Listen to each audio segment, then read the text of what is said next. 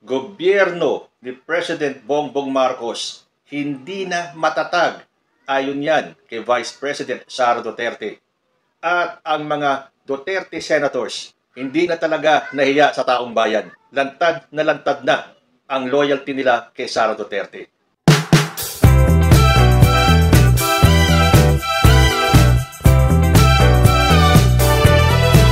Naniniwala si Vice President Sara Duterte na hindi na matatag ang gobyernong Marcos sa gitna ng hindi makontrol na kontrobersyal na mga flood control projects na kinasangkutan ng mga kaalyado ng Pangulo.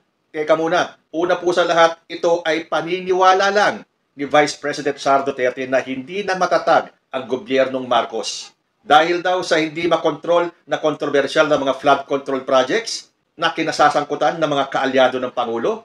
Teka muna, bakit? Mga kaalyado lang ba ni PBBM ang kasangkot dito? Paano yung mga senador? Di ba sangkot ang pangalan ni Chis Escudero, ni Bongo, ni Joel Villanueva, ni Jinggoy Estrada? Halatang-halata naman ang pagkabayas talaga nitong si Sara Duterte. Sasabihin niya, kasangkot ang mga kaalyado ng Pangulo. Dapat sinabi mo rin, kasangkot din yung mga senador mo. Sabagay, hindi naman na natin dapat paniwalaan si Sara Duterte. Kung gusto mong maging patas, banggitin mo kaalyado ng Pangulo at kaalyado mo. Hindi ba? Mas tama yun? At hindi daw makontrol yung controversial na flood control projects. Kaya nga isiniwalat ni President Bongbong Marcos yan dahil gusto niyang linisin, gusto niyang ayusin kahit na sino man ang tamaan. At yung sinasabi niyang hindi na matatag, sino ba ang gumugulo sa stability ng bansa? Di ba kayo mga DDS? Simula pa lang ng kampanya, inumpisahan na ni dating Pangulo na i-destabilize ang gobyernong ito.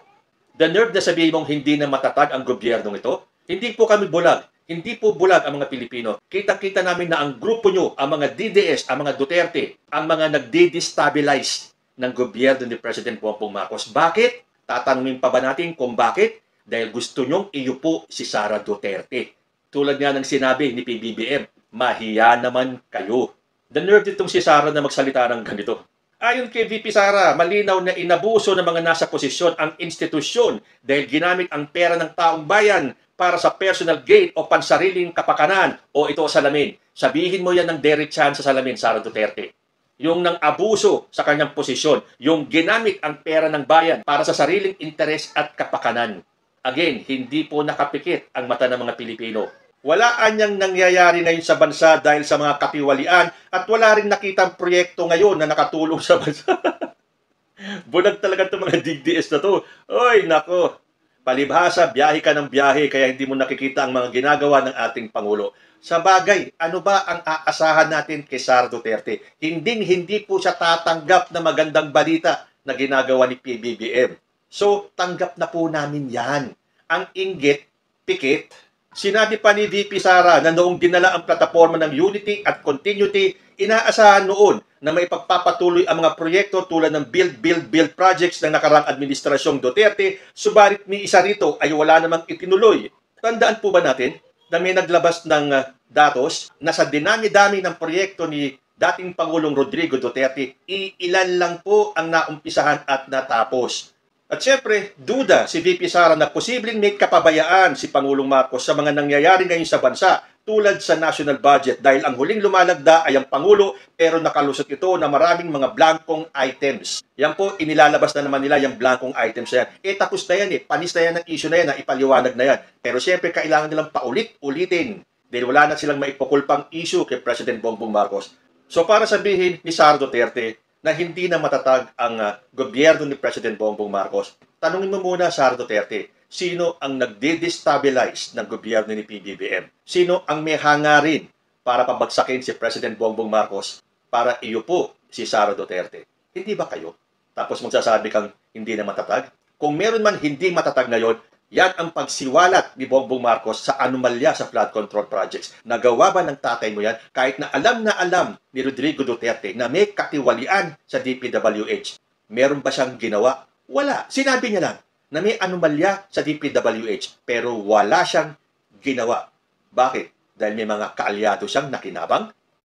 Ang DPWH, ang pinaka-racket dyan is yung Ghost Project. So kung akala ni Sara Duterte ay matitibag niya at ng mga senador niya, si President Bongbong Marcos, Aba, galing-galingan nyo pa po. Dahil sa mga ginagawa ninyo, nakikita po ng taong bayan yan. Lalo na yung mga Duterte senators. Umpisahan natin kay Chis Escudero. Narinig nyo ba kanina yung kanyang talumpati? Kung nais yung panagutin ang tunay na salamin, kung nais po niyong makulong ang tunay na may kasalanan, huwag ninyong kampihan si Martin Romualdez.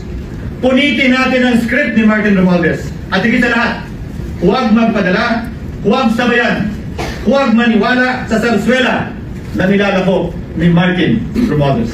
Maraming salamat po, Ginugulo, at magandang hapon po. O hindi ba? Nagpa-impress si Chis Escudero dahil nasa likuran niya lang si Sara Duterte. The nerve na banggitin ni Chis Escudero na lahat ng kaguluhan ito ay nagmula kay dating House Speaker Martin Romualdez. Bakit hindi niya binanggit sa speech niya yung mga inaakusa sa kanya, yung mga aligasyon sa kanya? Hindi lang naman si Martin Romualdez ang isinasangkot nila sa gulong ito, sa anomalyang ito. Bakit hindi niya binanggit? Dahil gusto nilang i-pinpoint lahat kay Martin Romualdez ang kaguluhang ito. Pero dapat maging patas ka, Chis. Sabihin mo rin na may aligasyon sa'yo, na mayroong akusasyon sa'yo. Huwag kang magmalinis. Dahil si Martin Romualdez handang humarap sa kaso niya para patunayan na wala siyang kinalaman dito sa anomalyang to. Ganyan din dapat ang gawin ninyo. Huwag kayong manisi. Sabihin niyo sa taong bayan na handa rin kayong harapin ito at patunayan na wala kayong kinalaman dito. Sabi pa ni Chis Escudero, iisang tao lamang ang nasa likod ng script at sarswelang ito. Siya ang dahilan ng kaguluhan, pagkakaaway-away, pagkakawatak-watak na ngayon yumayanig sa ating bayan. Maprotektahan lamang ang sarili niya. Pero, Ginoong Pangulo, minamahal kong kasamahan, bakit tila sa Kamara, dito mismo sa Senado at sa ilang media ay hindi pa rin nila kayang sambitin ang pangalan niya? Pues, sasabihin ko, Martin Romualdez. So, palakpakan yung mga Duterte senators. Dahil nagpapalapad ng papel si Chis Escudero, nasa likod ba naman niya si Sara Duterte? O sige, sa 2028 gagawin ka na niyang Vice President. Kaya lang, paano si Amy Marcos? Hindi ba sinabi na ni Robin Padilla na ang susunod na Vice President ay si Amy Marcos? Naku, mag-aaway-aaway kayo niyan. Yung pahayag ni Chis Escudero ay hindi naman pinalagpas ni dating House Speaker Martin Romualdez. Sabi niya, I listened to the privileged speech of Senator Chis Escudero. With respect, what we heard was not an expose, but a DDS script. The same recycled accusations we have long seen on troll pages and social media posts. Walang bago at wala rin katotohanan. Instead of answering the serious questions he himself must face, Senator Escudero chose to deflect. He did not deny the allegations against him. He did not explain his own role in flood control kickbacks. Imbis na magpaliwanag, nanisi siya. Malinaw naman ang katotohanan.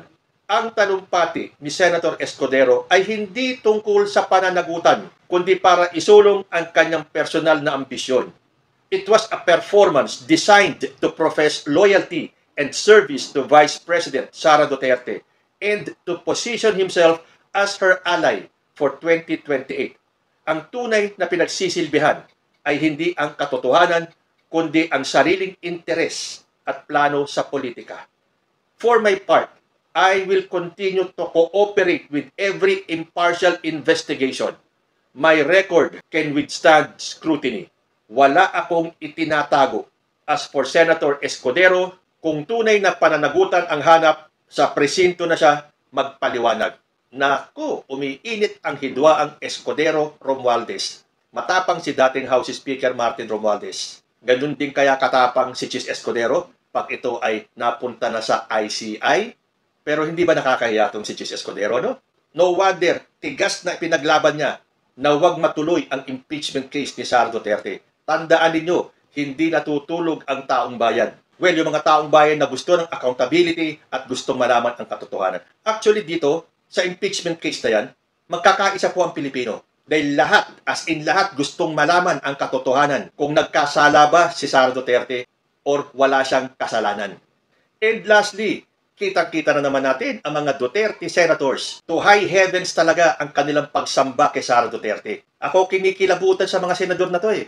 Masyado nyo man pinahahalata na hindi kayo para sa taong bayan, kundi para kay Sara Duterte. Ito po yung tungkol sa budget ng OVP. kung saan sinabi ni Sara Duterte na mas pinili niya na wag nang humingi ng mas malaking budget ng OVP for 2026. Aba, naawa yung mga Duterte senators at parang magsasakripisyo sila alang-alang sa kanilang idolo. Sabi ni Amy Marcos, bilyon-bilyon ang naririnig nating hinahatid na tinatawag na basura doon sa flood control. Kung tutuusin, wala pang 1 bilyon ang hinihingi ng OVP. Barya lang po ito. Ibigay na natin. Dagdagan pa. Ano, para madagdagan yung makukurakot? Sabi naman ni Jinggoy Estrada, total naman mayroong nagsabi na isang senador na malaki insertion natin. Bigay na natin sa Office of the Vice President para maging working Vice President siya. So, aminado din naman itong si Estrada na si Sara Duterte ay hindi working Vice President. Ibigay daw yung mga insertion nila sa OVP para maging working Vice President si Sara. May isa pa, syempre si Bongo. Sabi niya, I urge the Senate to support the budget of the OVP in full. Napakaliit po ng increase. 1% lang po. Pero alam naman natin na marami pong matutulungan.